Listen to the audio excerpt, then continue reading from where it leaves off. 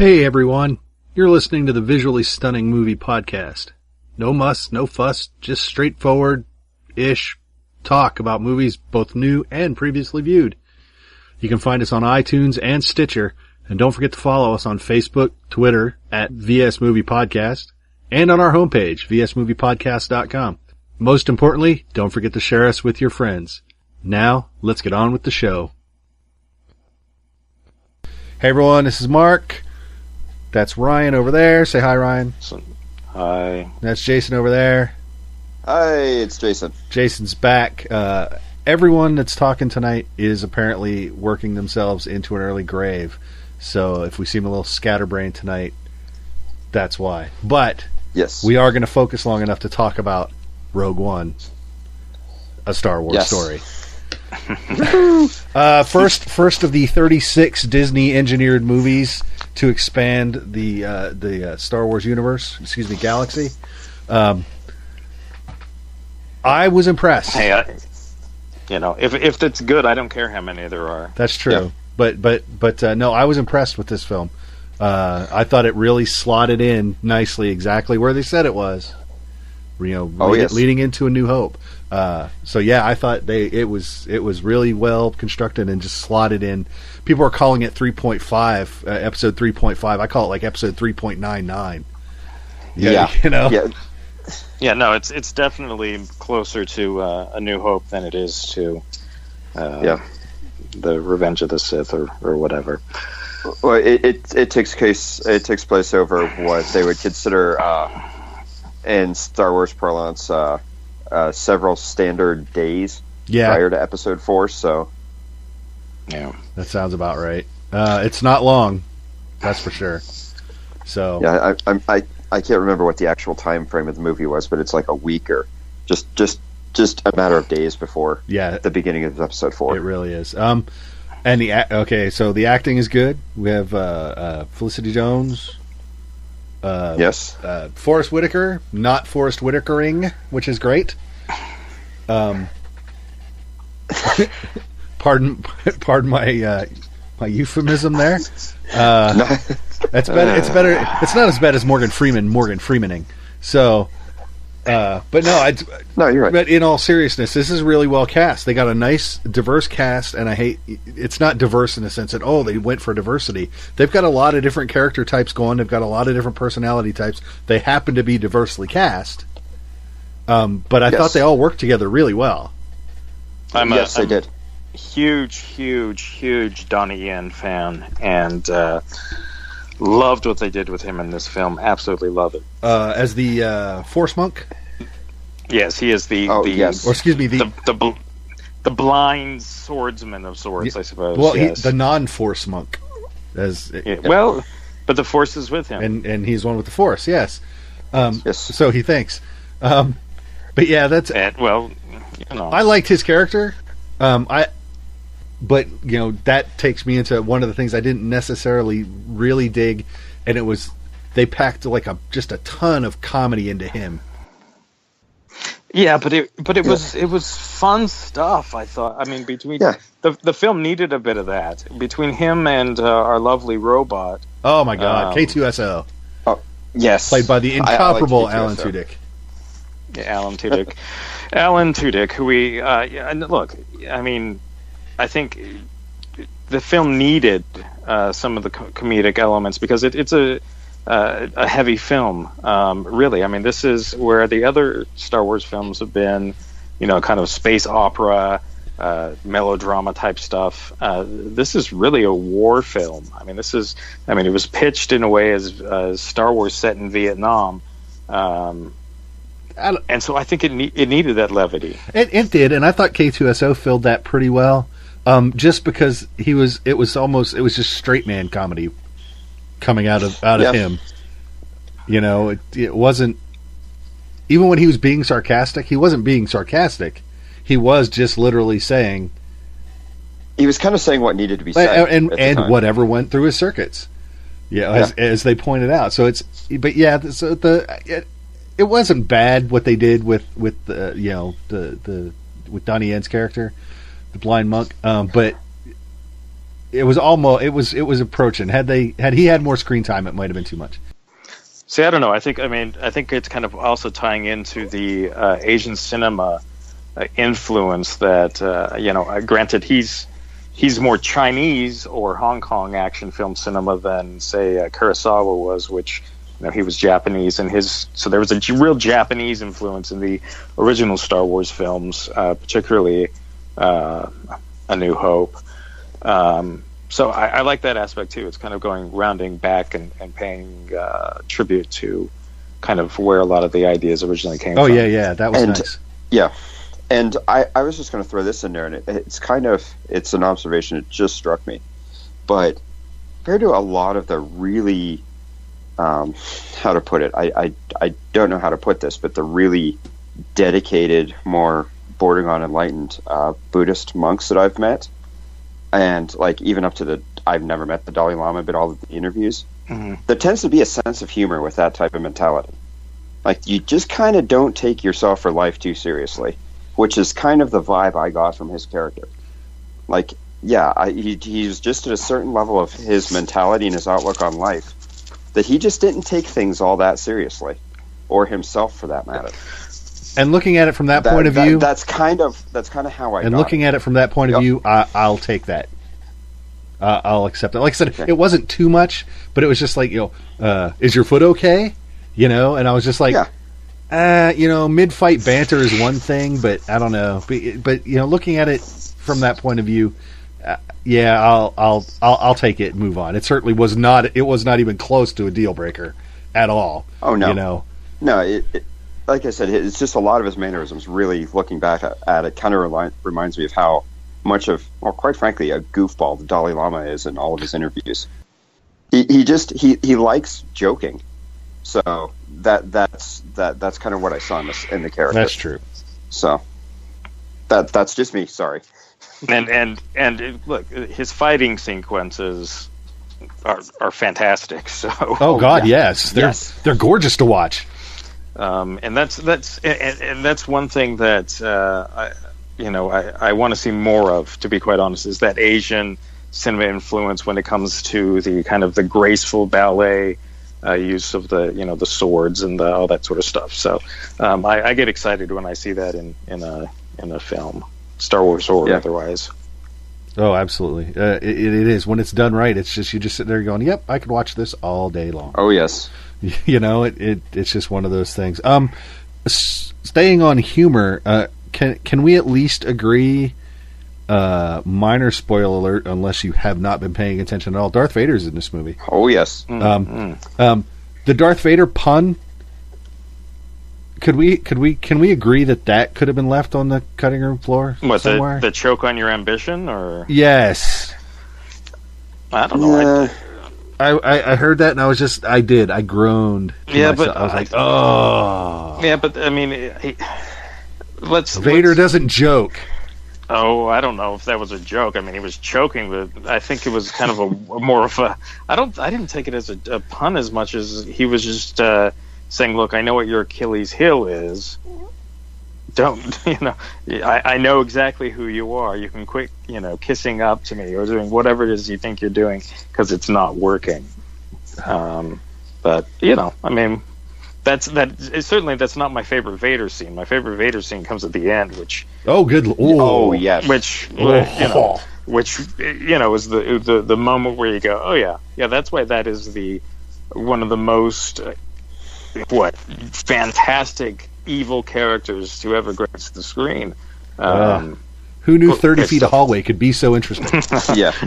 Well, it happens. But okay, we shouldn't probably get too far ahead of ourselves. But I mean, Vader in this film is a very minor character, even though he kind of hovers over the film in the same way that the Emperor kind of hovers over the first couple A New Hope, and maybe a little even into Empire Strikes Back, where he's just this kind of thing that's lingering over them as kind of a constant threat. And I found that to be interesting as well. Yeah. Yeah, but that's true because when A New Hope was out, obviously it wasn't A New Hope. and there was no emperor per se, except you're right, kind of mentioned in passing. Yeah. That Vader was the big bad, and then in this movie, it's Commander Krennic is the big bad, and he's not even the big bad because another minor spoiler alert, unless you've been living under a rock, Grand Moff Tarkin is there. Governor Tarkin is there, which makes complete sense. I mean, a lot of the things that I loved about this movie, and a lot of the surprises, and I don't want to necessarily touch on all of them, but a lot of the surprises were so simplistic and so like common sense sort of things. It wasn't.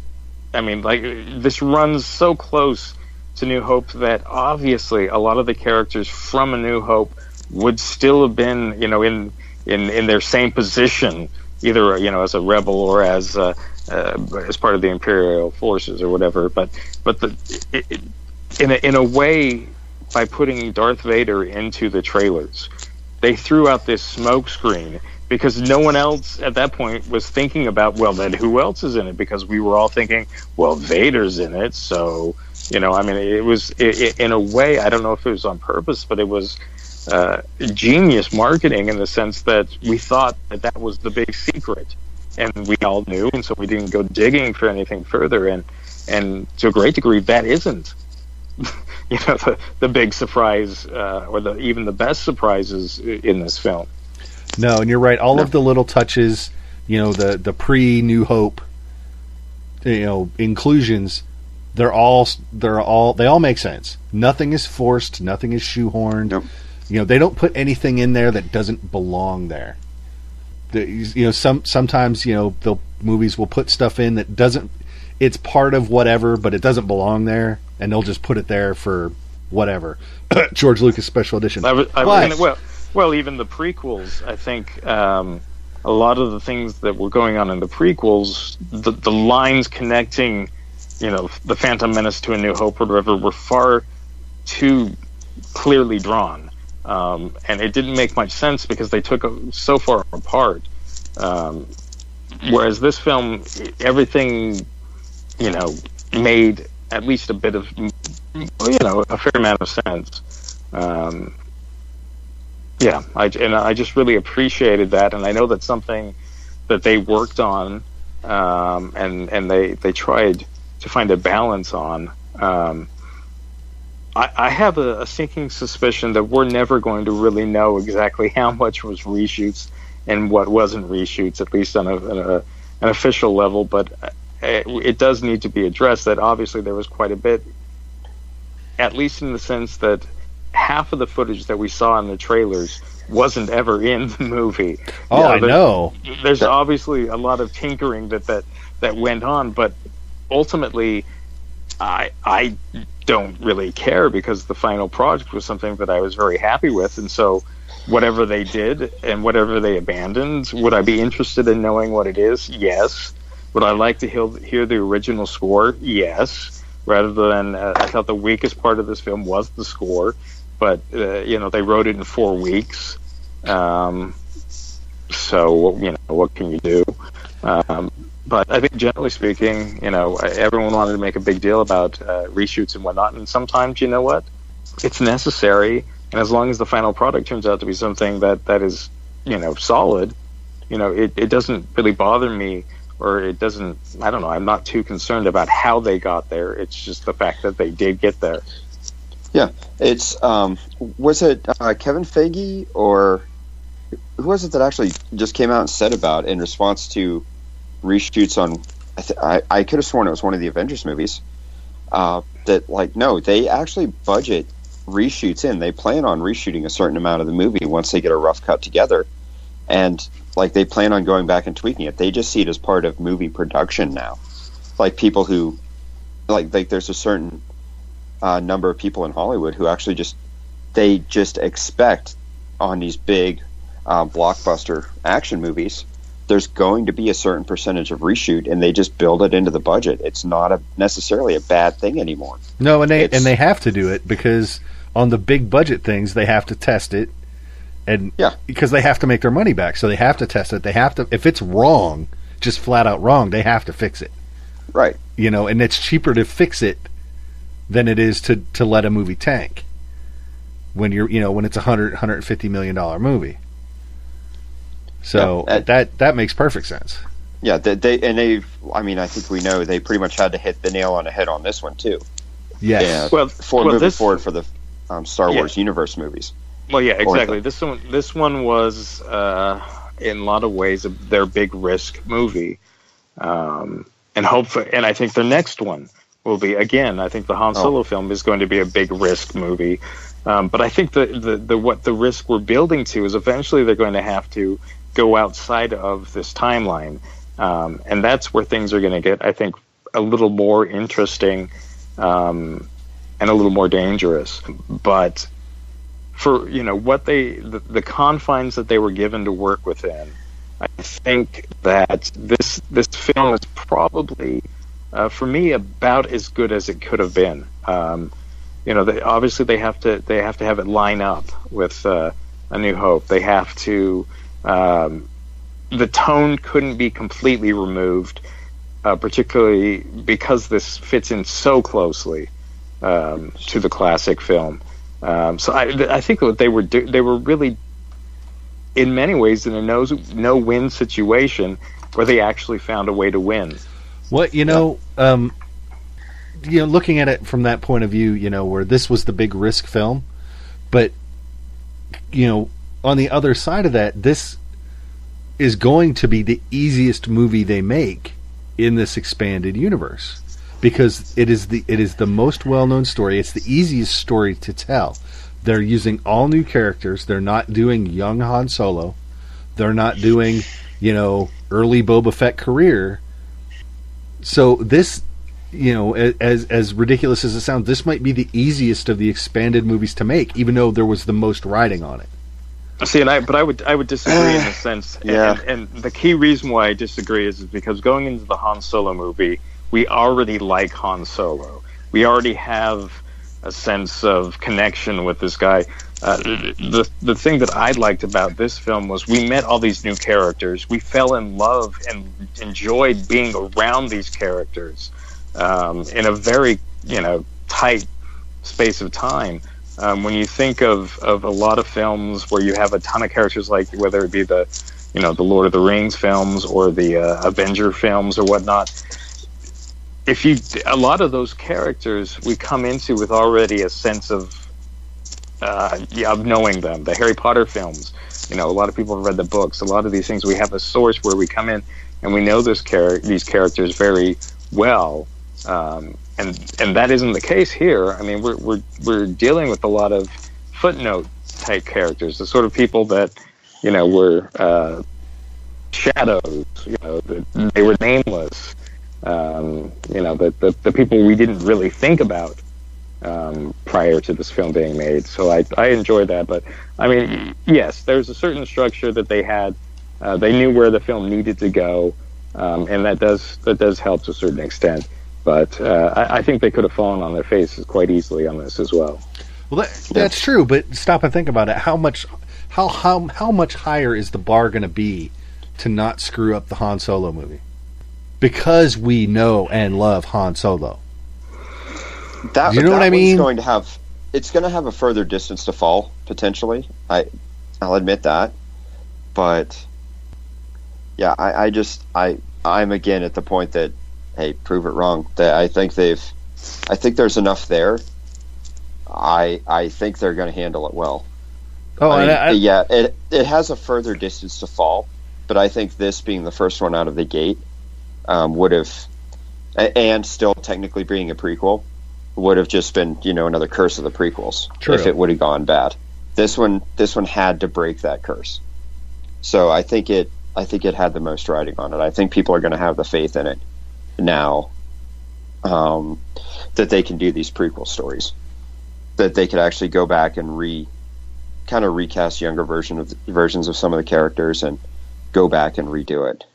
And see, and I'm of the mind of that recasting is what will kill them. Not that it's going to. I'm just saying that's the weak link. Whereas this is all new characters, but it's a story we know.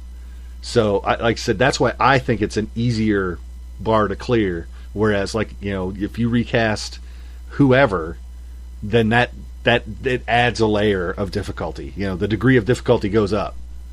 And that's my point. I'm not saying they're not going to pull off the young Han Solo movie. I'm just saying that I think this was the perfect movie to start with, simply because there were no Skywalkers, there were no Solos, there was no Chewbacca, none of that.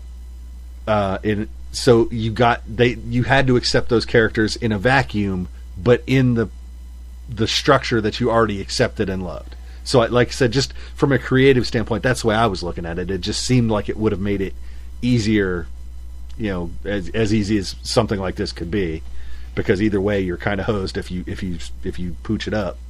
But you know what I'm saying? That's the point I'm trying to make. I'm just saying that this was if they'd have started with Han Solo, that would have been bad. Yeah, that would have been. Yeah, I can see where you're going with that. And that's the only point I'm trying to make. I'm not saying that any of those other movies are going to be bad. You know, I'm just saying this was the one that, you know, if you're going to start, this is the one to take the risk with, because there's no identifiable characters. There's no, and you can always pawn it off on sequelitis or prequelitis. You know, and you know what I mean? It had it gone. I almost think the safer option could have possibly been the Boba Fett movie to start with, because it's a character that, for whatever reason, you know, just because he looks cool, has been popular. But for the most part, other than his early life and the end of his life, he's pretty much a cipher. Yeah. Because everything that filled that in has been wiped out in the old expanded universe. So they had the most room to play there with an already popular character. This one, they had to walk the tightrope in that it tied so closely into A New Hope that there were a lot of room for plot holes, and we'll cover it later. I only kind of saw one relatively minor one.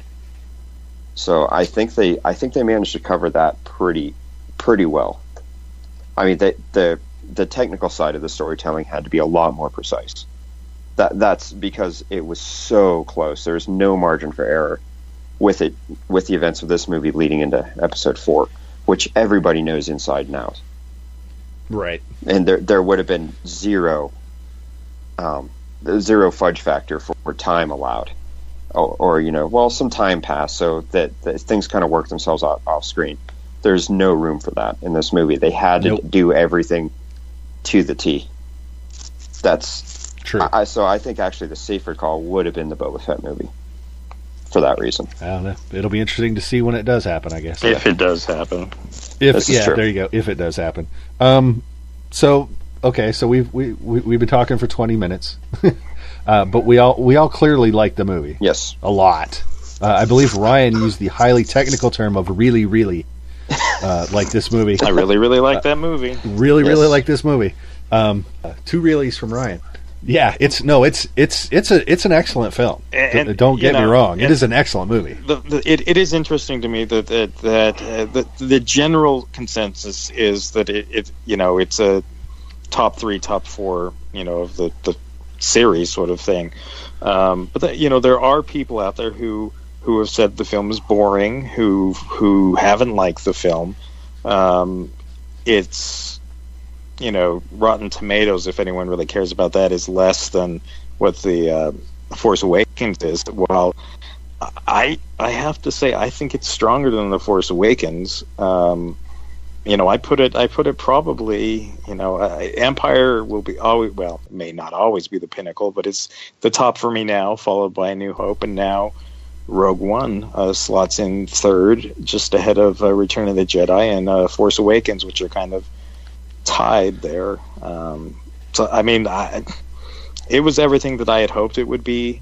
Realizing that they still have some rules that they have to deal with and they have to play with, and as a writer, I could see how that could be frustrating. But I also think that the challenge of it is probably a lot of fun as well. So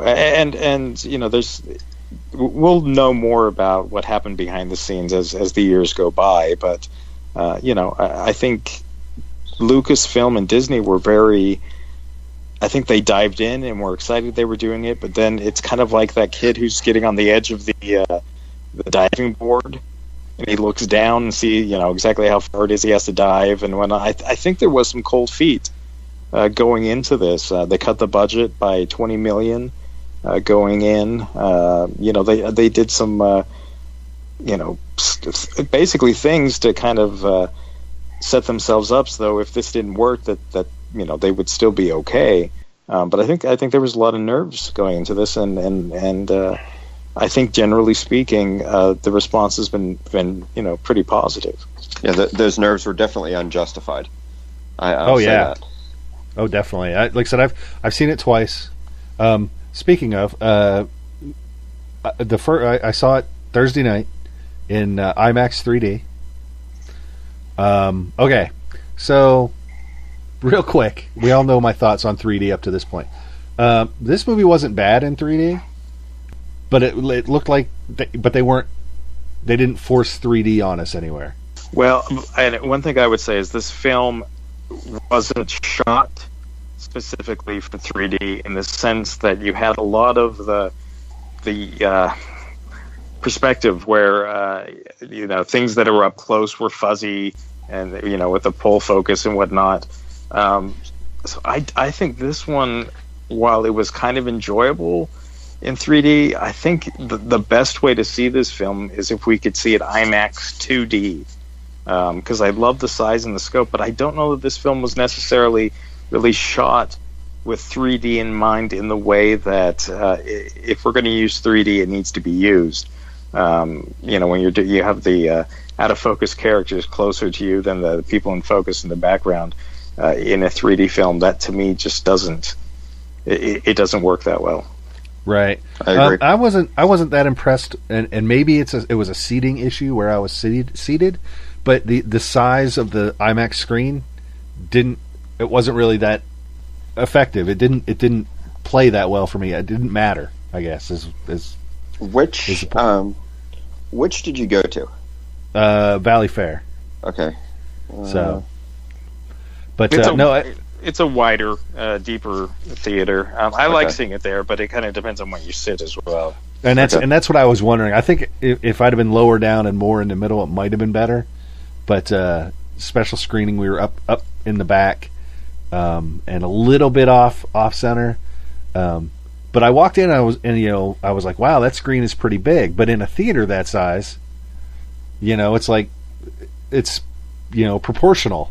Yeah. So it's like it didn't really matter. So I'm not poo-pooing IMAX 3D at this point at all. But it's like, yeah, you're right. Maybe this wasn't the movie for it. And then maybe there was a seating issue for screen for me, but no, then I saw it earlier today in 2D, and it was I was sitting basically center screen, and a little lower down, so it was it was enjoyable. It was more enjoyable looking at it from that vantage point. So I'm wondering if IMAX would have been better, if the seating was better. I'm betting it probably would have, because if it's like the one I'm thinking of, where it's more like the conventional, more like being in a conventional theater, where the screen doesn't pretty much dominate your field of view. Absolutely. I mean, it's almost your entire like that. What is it? 110 degrees field of view that you have. No, it wasn't. That theater was not set up like that. It didn't feel like that at all. Yeah, you need in that one. I would recommend being right. Either at the edge of the, where the first section ends, or the front of the back. So, somewhere right there in the center, in the middle, as close as you can get right to kind of the middle of the room there is typically the best place to see it. And it's kind of weird because they put the luxury, recliners off to the sides, and those should really be right there in the middle, but, Yeah, best seat in the house. What do I know? So I know, right? Okay. Do we want to start talking about jump a little more in depth here about certain aspects of it of Rogue One? Flirt with a little bit more spoilery material. Flirt with a little more spoilery stuff. So there's your warning, everyone. Yep, there's your warning, everyone. We're going to start now. We're going to stop thinking about what we're going to say, and we're just going to start saying it. Yes. So if you don't want to hear it, stop now. Otherwise, listen on. So here we go. we talked about the characters from the other movies being brought in. Vader's in, and he's obviously real. We get Governor Tarkin, who is played by who's on set as an actual person, and whose face is his face is dubbed. but not nearly to the extent that you might think. No. If you look at the actor, he's not that far removed. In fact, in a strange way, he almost looks like a younger version of Peter Cushing. Peter Cushing. So they made him slightly more gaunt because let's face it, Peter Cushing was a very gaunt individual. Yes. And is it perfect? No, but is it good? It is so much better than it had been. That I can't help but wonder, but that part of the reason why the illusion isn't 100% for me is simply because I know who Peter Cushing is. I know that's not Peter Cushing because, yeah, and that was my thing. As soon as he turned around, I was just like, I could just see it. It was like video game guy. Yeah, and so every time he was on screen talking, I felt like I was watching a video game cutscene. But see, for me, after the first scene, once I kind of got there, saw it, I was able to let that go. It doesn't. Like I said, it won't. If you're not a huge Peter Cushing guy, and if you haven't watched it 100 times and watched him get all up in Princess Leia's face, yeah, you can overlook it, and I can even overlook it. But I was just like, it just hit me right in the feels when he rolled around. I'm like, dang it. So, but that was the worst of the CGI effects. Absolutely the worst. He really had to be there. Though. He did. He did. You couldn't do this without no. Like somebody as Tarkin. Right, like I said earlier, everything that they brought in had to be there. It's not like they put him in just for fun. He absolutely 100% had to be there. Which, okay. If you read the book Catalyst, Star Wars Catalyst, which is the prequel book to Rogue One, a lot of that deals with the political and professional, rivalry between Krennic and Tarkin, as they're basically vying for who is going to be the one to command the Death Star.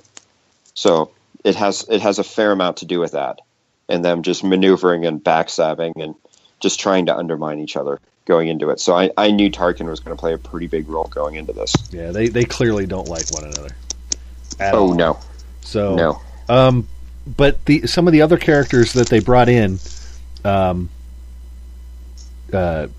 Leader and Gold Leader. I loved that. That was a great little surprise. People have been talking like that's CGI.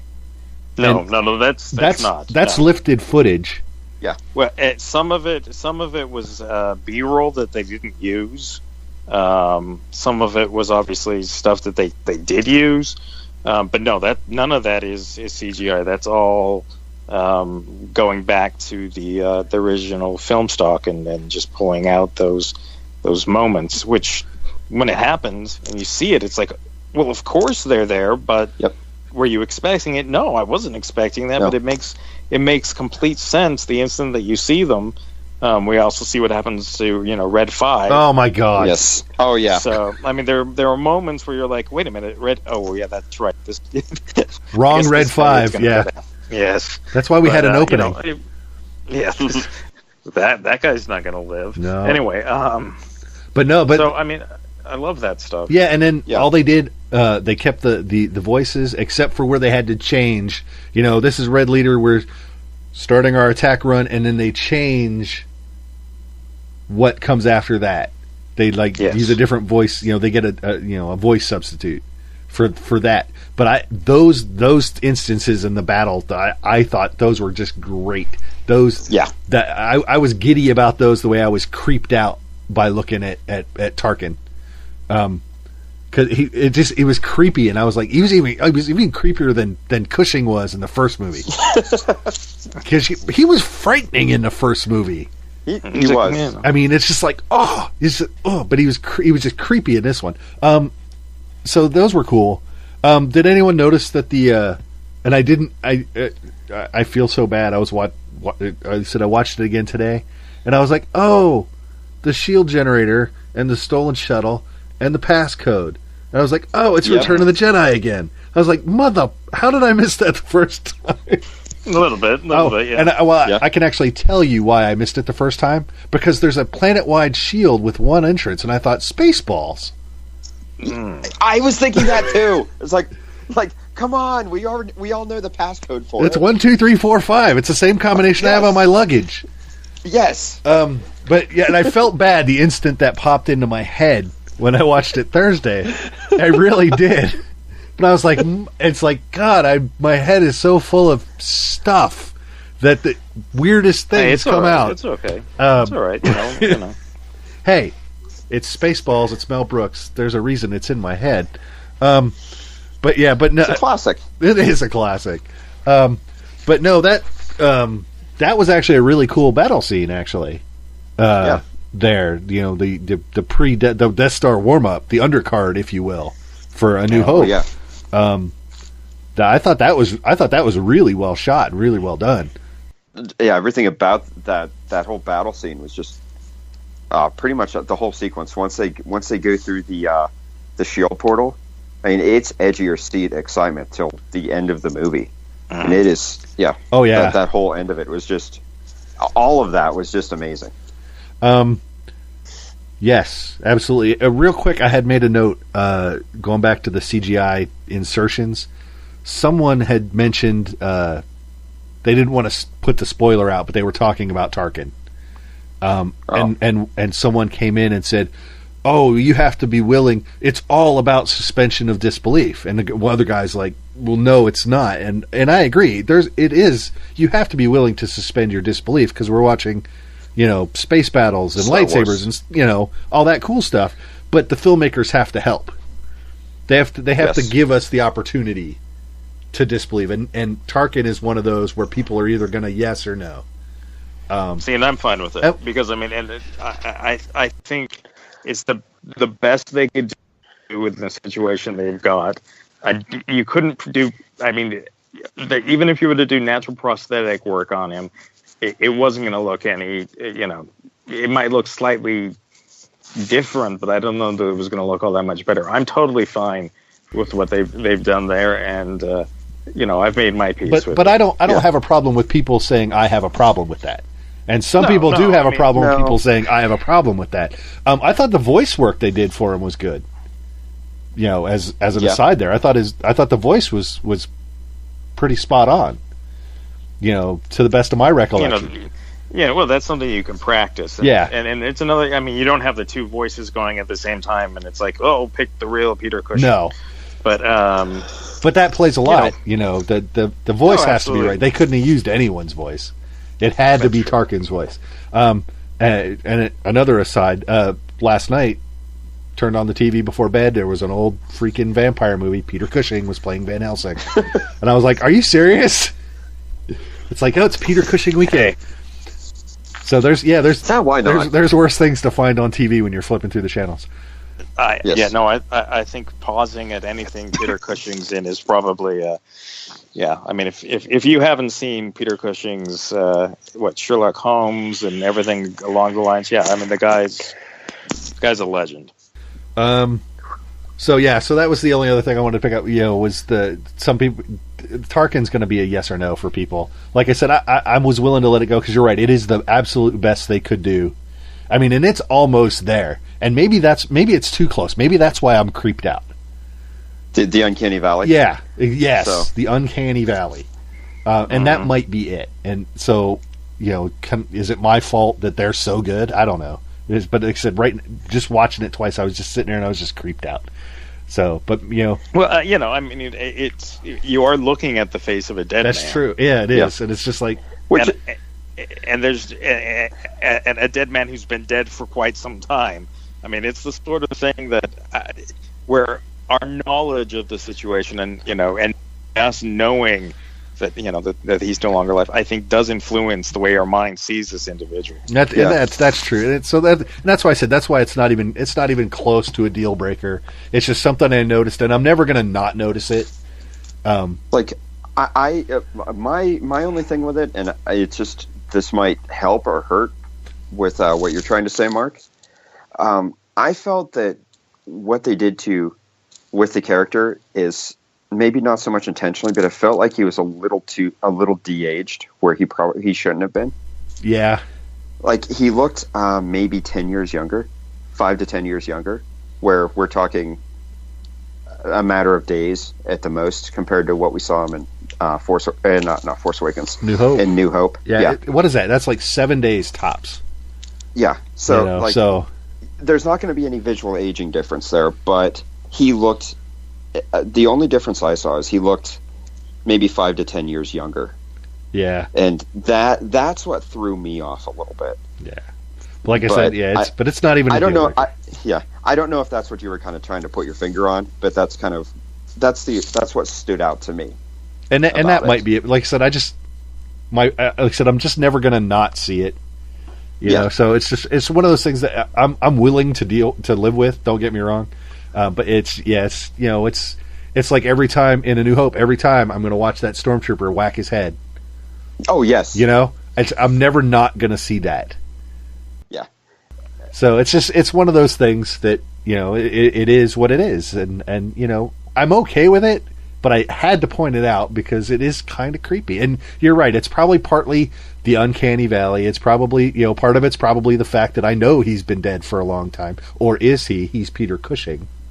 This is true. And they did de-age him a little bit. He's not the vampire. He's the one who hunts the vampire. I think he played a vampire in at least one movie. Maybe he got nicked. Who knows? Yeah. So, but no, it's there's 2 spoilers left, and we discussed what they were before we started recording that we didn't necessarily want to talk about. So before we talk about whether we actually want to talk about those 2. Anyone else got anything? They've had ample spoiler warning. Yeah, they have. But does anyone have anything else before we drop that? We'll cover my one thing with one of the spoilers because it ties in very closely. Oh, your possible plot hole. Yes. Okay, I'm okay. Ryan, anything else you want to do? Like I said, we've already given this like 36 thumbs up and 2 reelies. So yeah, I just. There was a lot of nerves going to this. It turns out that I have a friend who happens to know one of the screenwriters and had a nice conversation with him after the premiere, which I didn't get into, by the way, even though I was standing there in Hollywood. Heartbreaking. Oh, but you got to stand next to an X-Wing. Well, I didn't get very close to the X-Wing, but yes, I was in the general area of the X-Wing. Disney was really tight on this one. Anyway, but there was a lot of nerves and a lot of people behind the scenes who their one hope was to get it right for the fans. And I think, I think if you're a fan of those original films, this has tapped into that. I think if you weren't much of a fan before, I don't know that this is really going to change your mind. But I really was just overjoyed with what we saw, and no one's going to take that away from me. No. So I agree. They had a right to be worried, just not because they weren't happy with their work or whatever as artists. But you're right. Probably they were worried about the fans, and for something like this, you always have to be worried about the fans. Well, yes. They're fans themselves. Yeah, a lot of the people who are now making these Star Wars films are people who got into film because of Star Wars, or because of at least that era of Spielberg and Lucas and whatnot. So I think there's this sense that we're walking on sacred ground here to a great extent. They're wanting to live up to. The property that how much they love their property. But yeah, go ahead. Well, I was going to say on that note, though, I'll say this: my wife, she was always kind of like give or take on the original trilogy, and then I actually made her sit and watch all of them before Force Awakens, which She bid on Force Awakens. She took that movie hook, line, and sinker. Like she's now a Star Wars fan. She absolutely loved this movie. So it'll definitely work even for the new-ish fans too. So I think the screenwriters did a very good job of walking that tightrope because of what they're trying to do and how they're trying to expand the fan base, which is another thing I thought they've done a really good job of with the last 2 Star Wars movies they've had out. I've said time and time again, they've already got all of the boys. Yes, but this effort now, the only way they were going to get it is to actually expand it out to that other half of the population. But and I'd like to make a quick comment on that. A lot of people there are some people who have taken offense to the fact that the main character in this film is a woman. But for his, is what? I thought she was great.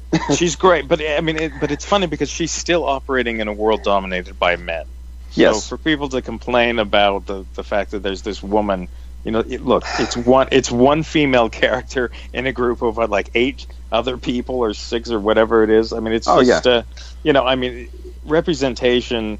If you're turned off by the idea of some, letting women take a little bit of the spotlight, and if you have issue with this film because of that, it's just ridiculous because you got some other problems. Yeah, you do.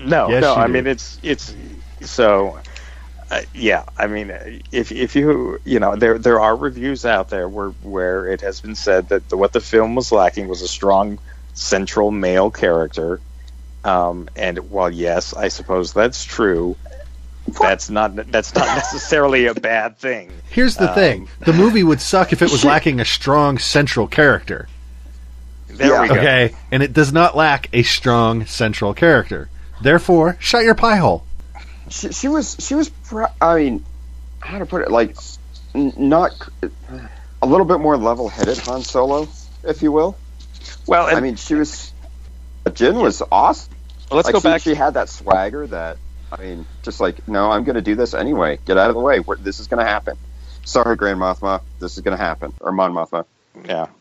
We're stealing the shuttle and we're leaving. And I think it should be pointed out that, this Star Wars has always been a little progressive in the sense that Princess Leia, when you put her, Luke was the whiny farm boy. Princess Leia was kind of badass. Well, just give me the gun, and we'll get my way out of here. Luke was the damsel. Yes, Luke was the damsel. So, people who want to look at Star Wars as a male-dominated world where the men are tough and the women are weak. I guess you can go hang out at Jabba's palace or something. No, but anyway, if someone's only complaint is that the central character is a woman and not a guy, and if you flip the gender and the movie's okay, then that's a problem with you, not with the movie. Yes, literally, that's it. If you can gender flip the thing and call it a better movie, then no. If it's the same movie either way, then what's the problem? No, well, I agree. It's got to be a good. It's got to be a good character first and foremost, and yes, it was. So, I do. That's my take. I agree. Okay, I do want to say that I don't think they have the little stormtrooper doll that she has. That I don't think they've made that toy, and I think once again they have missed out on the instant. Yes. It's like dancing baby Groot. How did you not see this coming? So this little. Yeah. I want this little stormtrooper doll. Okay, never mind. I know exactly what you're talking about. You were using the royal you, right? Not the you. No, absolutely me. To complete your collection, I know. I need the doll. Did they actually make one of Rey's X-wing pilot doll? I don't know. I don't think they did that either. There's this whole thing that they're just missing out on. The fact that we want these things. Yeah. Now that you mention it, I don't remember ever seeing that. I can't believe they missed that because that's perfect. I want one. I bet you there's something on Etsy. If we go look on Etsy, we'll probably find someone who's dedicated their lives to making these things, and that would be great. Yeah. Okay, well, I guess do we want to dive into these last little bits here? The last 2 spoilers we have. let's do them in chronological order, because the first big spoiler is that everyone that we meet in this movie, basically everyone in Rogue One, the call sign, dies. Yes, because they have to. Yeah, no, it had to happen. Yeah, because they steal the plans, they send the plans, and they all die. This movie could not have a happy ending. No, but you know what? Here's my one, and this might be the plot point that you have, Jason. My problem is that they nutted up, they stole the shuttle, they went in, they got the plans, they sent them out, they all died. Never mentioned ever by the rebellion. But Luke shows up, flies one mission, takes advantage of the information they got, and is hailed the hero of the rebellion. Hey, buddy! Welcome to the way the world works. Oh, is it because she's a woman? Is that what happened? No. Just look at history. Covert ops. Look, the history. You have to understand that these, not only did they go in as kind of unofficially, they kind of ran in and did this on their own. There wasn't, a lot of. They didn't have the support and backing of the full alliance or whatever was going on there. But this is history. This is what happens. It's easier to celebrate the person that's alive, who's this figure, who, the dead. It's hard sometimes to put them on a pedestal because, well, quite frankly, they can't stand on that pedestal. They can't be out and and like living like. I know. And Ryan touched on it too. Is the fact that actually elevating them to that pedestal makes the leaders of the rebellion look kind of stupid, because they're the ones that said, no, we're not going to do this. It makes them look a little bit cowardly. They're dead. All they had to do was say, yes, we did this. Just like any other respectable government would do. There were enough people in that room, though, I know, like that were telling them not to, that the people who were saying, yes, let them do it, it's our only chance, wouldn't have kept that secret. Well, and one of my favorite parts of the film is when they learn that this group of rebels have gone off to attack, and there's that kind of the leaders kind of look at each other and half smile. There's like this almost giddiness of, look, we have to dive in now. This is what we wanted, and this is going to happen. And it's not that they don't know that the cost is going to be high, but sometimes it's just that taking that first step. I love just the way they look at each other, kind of with that fire, this is really happening. Yeah, this is it. We're all in. They had plausible deniability, but it's what they wanted. But yeah, I was like, but they never mentioned him by name, and I just felt bad. No, they're definitely the biggest heroes of the rebellion. Some of the biggest heroes, but they get kind of everybody's heard of the Bothans, but nobody's heard of the Rogue One mission. Stupid Bothans. Yeah, everyone thinks these people are the Bothans. Yeah, no, and they're not. It's now the Bothans are later people. Yeah. So everyone dies. Now the last spoiler, as we talked about earlier, this movie is episode 3.99. 3.999 repeating. And that is because it literally ends about 20 minutes before A New Hope starts. However long it takes Vader to catch up. Yes. That's how long this, how long does it take Vader to get off one ship and onto another and over to that's over about to Tatooine. The extent of it. But it's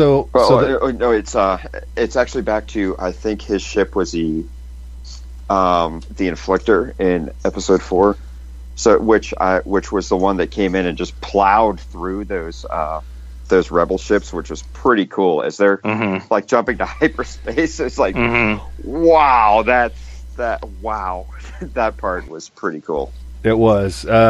So the plans are transmitted and handed off right after the awesome Vader corridor March of Death. Yeah, we get to see Vader actually use his actually use his lightsaber.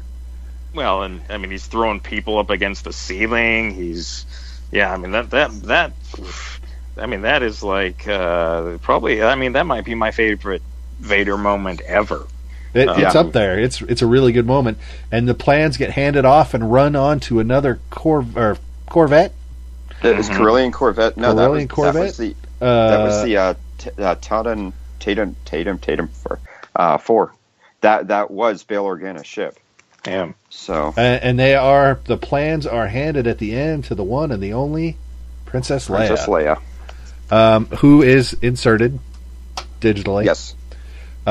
Again, played on screen. There's an actress on scene or on set, and then we get the one shot and the one word of dialogue. Then it's Hope. And that to me didn't look like that. Looked like another they'd grabbed some old B-roll or something of her turning and inserted that and cleaned it up. So that looked like it was all Carrie Fisher, but inserted in the scene. But I can't and maybe it is, maybe it isn't. But I can't help to wonder if we are willing to buy into that simply because we know that she's still alive, or that the amount of footage they show, it is possible that it was all her. I don't know. I mean, I think in our minds, you're right. This one a little bit. Well, just after the way Tarkin looked to me, it looked. I mean, there was like no difference. It just looked like a young Carrie Fisher. I'll say this: she looked more like New Hope Princess Leia than Carrie Fisher looked in the Star Wars Holiday Special as Princess Leia. That's fair. I unfortunately just watched that the other day. It's a hot mess. But her dialogue, I think the Hope, I think that was lifted from her speech, or from her distress call. That this is Hope. Could be. It could have been. What is together. it? She just says Hope. No, she just says Hope. And I swear it's from Help Me, Obi-Wan Kenobi, You're My Only Hope. Well, wasn't it like, what is that? And she's like, it's Hope. Nope, she just says Hope. I think. I swear it's one word. But anyway, regardless, so she shows up. And literally, then we roll right into episode 4. Yeah. So this was my my one little what I saw as a possible plot hole. I'll pay attention a little bit closer, and it's kind of my own interpretation.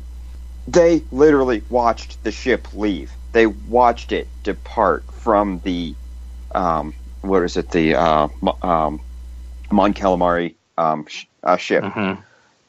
All right, it was there. Princess Leia, when she was initially interrogated by Vader in New Hope, was saying they're on a diplomatic mission from Alderaan. It's like, you just you really think he's that stupid? I just watched you leave. He watched you leave. I mean, that's the equivalent of walking out of a bank you just robbed with a big bag of money, saying, "I was just on my way in to deposit this, but to a cop." Well, it's her only, but it's her only play, really. I mean, at that point, it was said though, almost like they intercepted the ship in deep space at random, where, you know, like they knew that the ship was going to be coming and they intercepted it in space, right, without actually pursuing it from this ensuing battle where everybody was. It's like you were caught, like you were caught as red-handed as possible here, Princess. Yeah, and I actually that's just good. It wasn't so much a plot hole as much as like a gross misunderestimation of your opponent. It's like you think he's going to fall for that ever? Like I had kind of thought that when her father said, you know, I would trust her with my life, that she was going to wind up getting that transmission while en route to Tatooine, as it seemed in the opener of A New Hope. And that's kind of what I was expecting when he said that. And you're right. That's the only thing that's not really clear. But you're right. Also right, Ryan. Her only play is the diplomatic card. I mean, literally, that is it. What else is she going to do? No, she's got nothing. No. You know, and there are people who are suddenly raising the question of, well, why was she going to Obi-Wan, you know, anyway? I mean, if they had these plans and blah, blah, blah, you know, and I think, you know, that there's a lot of stuff that you're going to have to figure that out for yourself a little bit. But to me, you know that they were basically heading to get him to try to get some help, and they get caught on the way, and still it's the closest planet, and he's down there, and he's the person that they're gonna, that they figure they can trust. And so, I don't know. I mean, there's just a lot of things that are, maybe it doesn't all line up perfectly, but I know how this is going to sound in light of what I had just said, but that I'm willing to give a little bit more wiggle room to, because Bail Organa, like there was the conversation, it the conversation with Mon Mothma? Yep. And when she asked about your friend, and it's like, it's something to the effect of, we're going to need him. Yeah. And then, he leaves, he departs, and, on his way back to Alderaan. He basically says he's sending Leia to get him.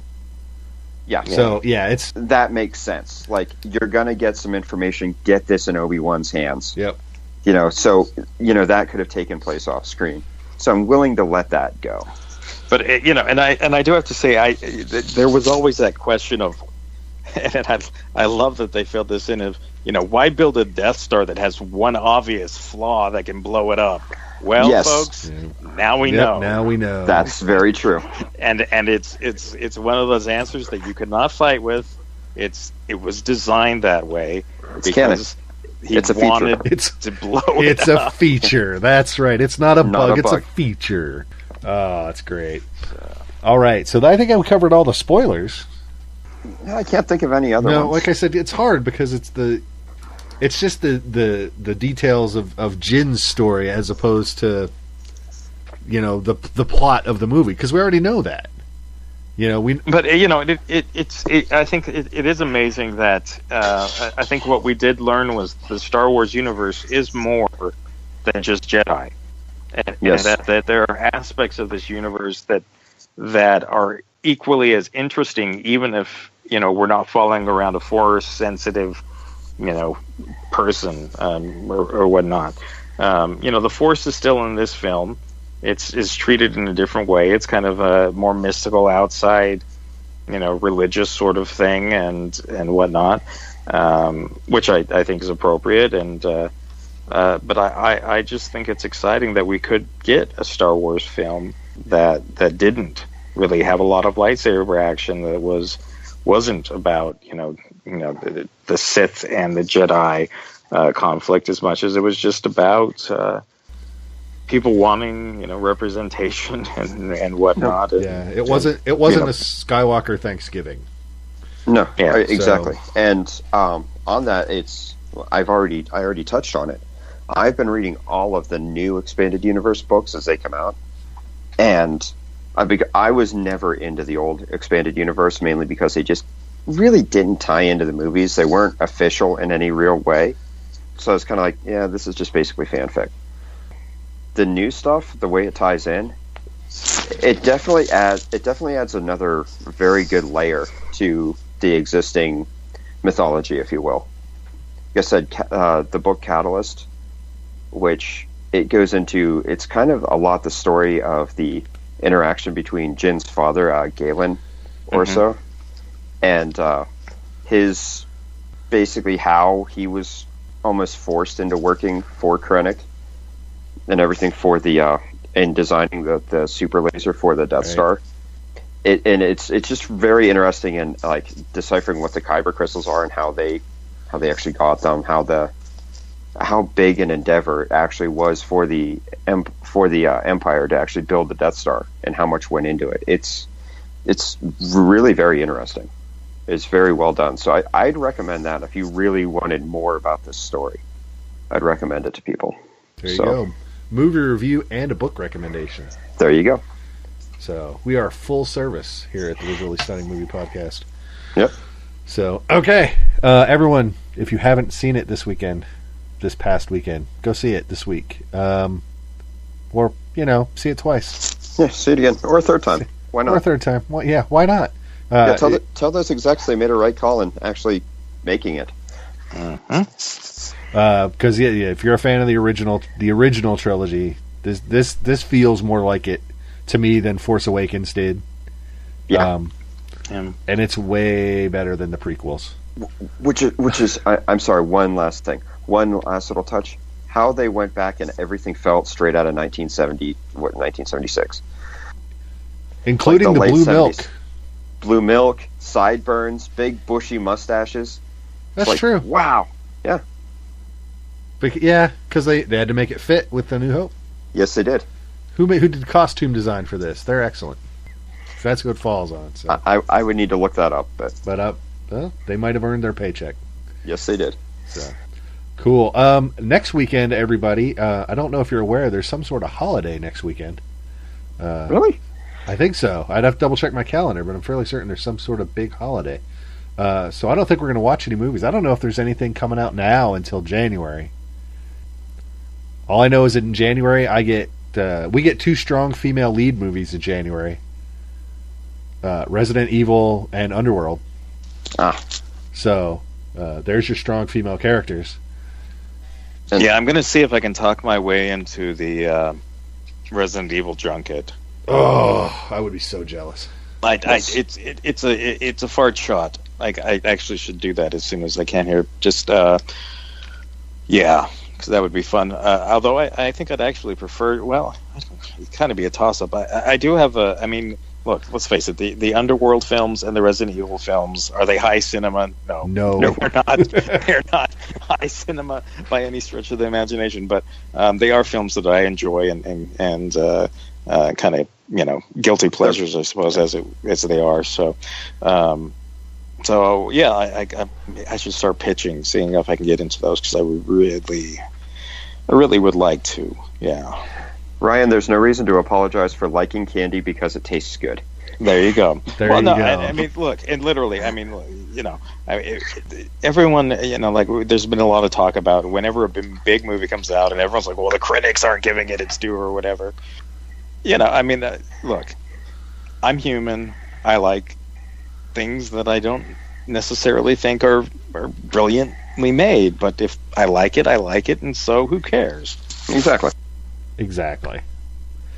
So there's no shame in liking what you like. Exactly. No. So nothing next week. Everyone enjoy your Christmas weekend, or your holiday weekend, or your start of Hanukkah, or whatever you would like to call it. Happy Life Day. Happy Life Day. Yes. Yes. And then the week after that is New Year's. Everyone enjoy the turning of the calendar. Be responsible if you go out with your friends to celebrate the turning of the new year. And we will catch everyone in January with whatever movie we decide to catch in January. So till then, we're going to let Ryan get over his cough. Yeah, sorry guys. and quit gnawing on his microphone. What the heck? Yeah, I know. That's all we got for this time. We will see everyone around. Enjoy your holidays. Catch some good movies. Happy Life Day. Bye-bye. Bye.